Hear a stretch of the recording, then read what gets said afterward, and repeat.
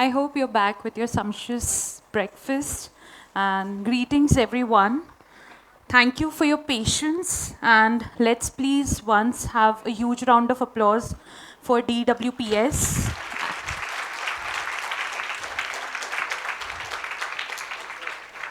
the organizers at the TED, for brilliantly pulling this off. Before I begin, I have 6 scenarios. Now, here's a 5-year-old SaaS startup. The 200 of you are the employees. The people in the front row are the board members. The growth has stalled, morale is shaky, and the board members has called for an emergency meeting. What do you think? What could be the purpose? From the 200 of you, one of you, the chief financial officer, comes up with the following key concerns. Now, of course, the company is bleeding costs and there's a need for emergency funding. The second one, the head of customer success, has the following concerns where, of course, bleeding costs will not do good. And there's a need to invest in support and stability. The chief people officer, the HR department, thinks the culture should be first fixed and not much of an investment should be made. The strategy consultant thinks that the competitors are scaling and therefore we are in the need of going aggressive. The chief technical officer lists down the following concerns where the moderate recommendation would be that we should not be adding more features to the product and only improve in the existing ones. And the founder's confidant, he has a recommendation that maybe it's time to sell and maybe it's very wise to exit gracefully. So now I have a question for all of you present here that which of these is correct? All of these or none of these? Well, this is the same company and same moment in truth. 6 recommendations and all contradictory. Now you have just witnessed a typical boardroom that happens and goes into every businesses. Now these recommendations aren't wrong. They are just incomplete. And this is what I refer to as the lost cultural hypothesis. You know, consulting is one of those professions where we get paid a lot of money to tell people something they already know. Now, I have been in consulting long enough only to have realized that companies don't need new answers. They need new lenses. For decades, the global advice industry has been wearing one kind of lens: Western, mechanistic, proficiency and performance driven, and efficiency obsessed. Although I would say that it has worked, but only halfway.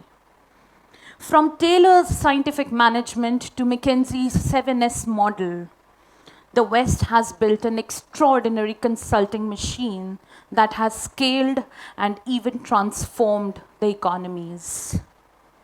They gave us structure, they gave us speed, they gave us scale, the processes, the precision, the data, everything. But there is a paradox at the very heart of its brilliance. Somewhere between the spreadsheets and slide decks, consulting forgot that after all, it is about the humans. And humans, as my colleague mentioned, they are not just numbers. They are patterns and meanings. Well, the Western consulting has given us to seek a singular truth in a multipolar world. But here's the thing, that the management is familial, it's revolutionary, and with the advent of so much of AI and disruptions happening, it is not in the capability, the gap. The gap is not in the capability, but in the cultural translations. What if I told you that India was already solving this problem in a multipolar world? I have came across a philosophy, a 2500-year-old Indian philosophy, not from Harvard, not from Stanford, but already solving problems. This is the problem, and this is the solution, Anekantavada. Let me share why this is not just a theory, but the path or the journey to seek the truth. In reality, even organizations have multiple faces. The strategy, the culture, the market, the product, whatnot. Now, some of you must be thinking, isn't this just saying that everything is relative? That all opinions are equal? Well, I would like to slightly disagree. The concept of Anekantavada is not about relativism. It is not your truth versus my truth. It is about the comprehensive truth seeking. Like, you are correct, yes. You are right too, yes. But that doesn't make the two of you disagree. And this is what we call the concept of Anekantavada. The Western epistemology, rooted in Aristotelian theory, was always about either and or, true or false, black or white. I know this is quite ironical, but the Indian philosophy is about and, the word that we slightly have not yet fully understood. Think of it this way, that the Western consulting has given us the compass. One direction, north, profits, mostly yes. But the Indian philosophy is about the nakshatra yantra. The stars, the sun, the moon, all the celestial bodies, all true, all moving, and all have a different purpose.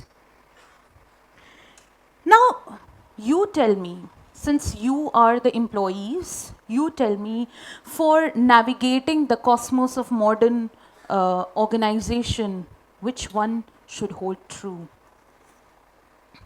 Let me take you deeper. Rather, Indian philosophies speak about the 7 tattvas, a step deeper of the concept of Anekantavada. They mirror the flow of how an organization works. Jeev, Ajeev, Ashrav, Bandh, Samvar, Nirjara, and Moksha. Now imagine if consulting embraced this metaphysical model, seeking transformation not as a project, but as a journey from bondage to liberation. Now that's the framework that I call to refer to as conscious consulting. If you observe closely, this is not religious. This is a perfect consulting cycle. A consulting cycle that talks about diagnosis, awareness, reform, renewal, and then ultimately transformation. Anekantavada, the more deep I dig, Anekantavada has always taught us that false choices are the enemy of wise decisions. I repeat and I quote that false choices are the enemies of wise decisions. While others try to navigate, while others try to navigate with the compass, I guess we as Indians should embrace what we already have in our text and should navigate through the Nakshatra Yantra. Now you must be thinking that, oh, this is such an interesting philosophy, but does it scale? Let me tell you why it is not just important, but urgent. The complexity is ever increasing. AI is rewriting entire industries. Global supply chains are fracturing. The climate change is forcing business reinventions. The stakeholder capitalism has been replacing shareholder primacy.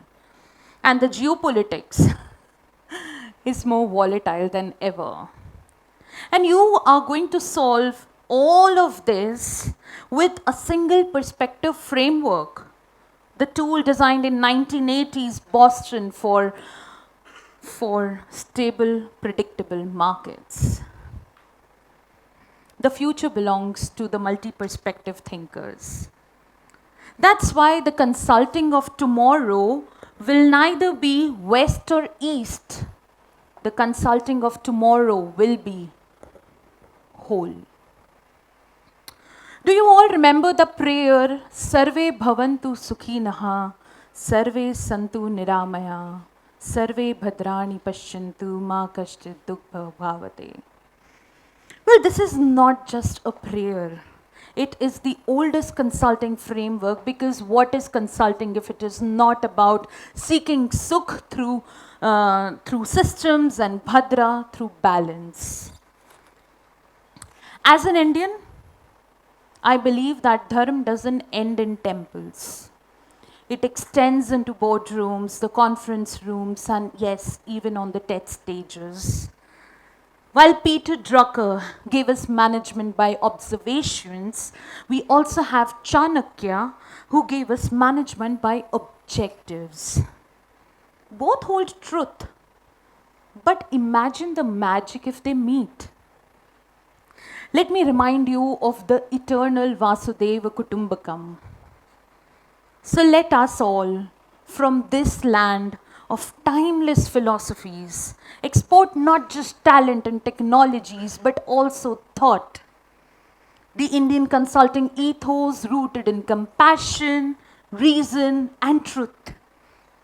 We don't just advise the world, we help it evolve.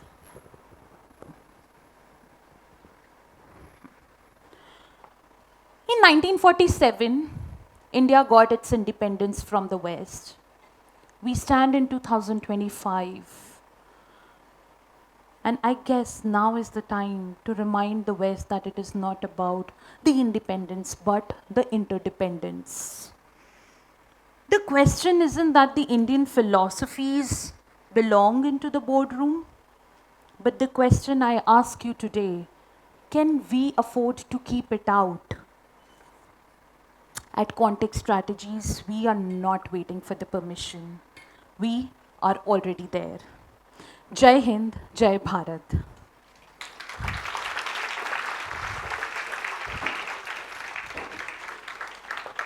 This is our strategic tool that you can try it out, and you can have your own self-diagnosis. It's free, use it, share it with whoever you want. Thank you so much.